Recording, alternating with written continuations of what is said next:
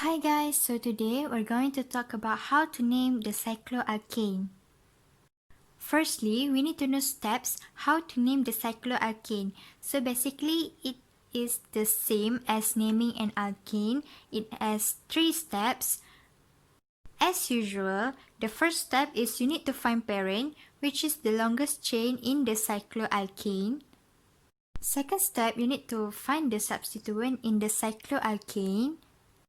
And lastly, you need to number the substituent in the cycloalkane. So basically, it's the very same method as in how to name an alkane. So let's take a look on a few examples. So this is our first example, which is a cycloalkane. So first step, we need to find the parent. First step, we need to find the parent. The parent is the longest chain in the cycloalkane. So we can see here, for cyclo, we have 6 carbon. Don't mix the cycloalkane and the substituent here. Don't like calculate 1, 2, 3, 4, 5. No, you cannot calculate like that. You only can take whether this or this. So we have cyclo as the longest chain in this cycloalkane. So we take 6 carbon. In cyclo, it become cyclohexane.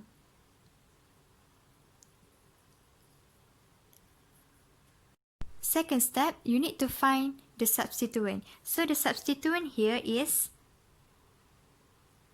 third butyl.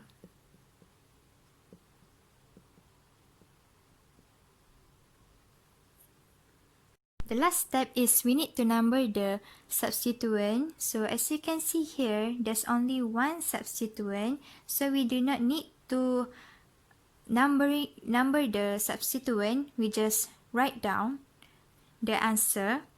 So it should be third butyl cyclohexane.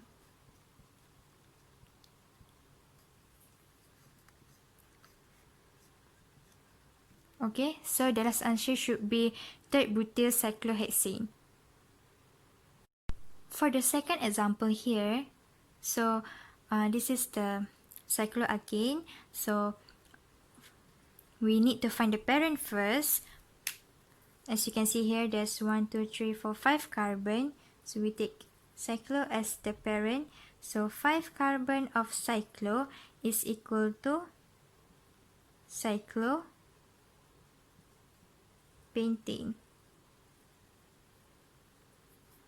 Next step, you need to recognize the substituent. So here you can see there's 2 methyl, which is dimethyl. The last step is we need to number the substituent. So as you can see, there's 2 substituent in this cycloalkane. So we need to number the substituent. So as usual, we need to find the lowest number as we can. So starting from here, 1, 2, 3, 4, 5. So there's 1, 2 dimethyl. The last answer should be 1, 2 dimethyl cyclopentane. For the third example, so we just move on. Find the parent. So the parent is 3 carbon is equals to cyclopropane. Next step, find the substituent. So the substituent here is 2, which is here and here. We got methyl and we also got ethyl there. Okay, so the third step is we need to number the substituent. So as you can see here, there's ethyl and methyl, which is 2 different substituents. So like the previous video, we need to number the lowest to the earliest alphabet. So here the earliest alphabet goes to ethyl. So ethyl got 1 and the methyl got 2. As we combine the informations that we got, so you can say that your last answer should be 1 ethyl, 2 methyl cyclopropane. The last example is, as usual, you need to find the parent. So you should know that parent has the longest chain in the compound. So here you can see for the cyclo there's only 4 carbon, but for the alkane there's 1, 2, 3, 4, 5, 6 carbon. So we need to take the alkane as the parent because it has 6 carbon. So 6 carbon is equals to hexane. Next, you need to identify the substituent. So the substituent here is cyclobutyl.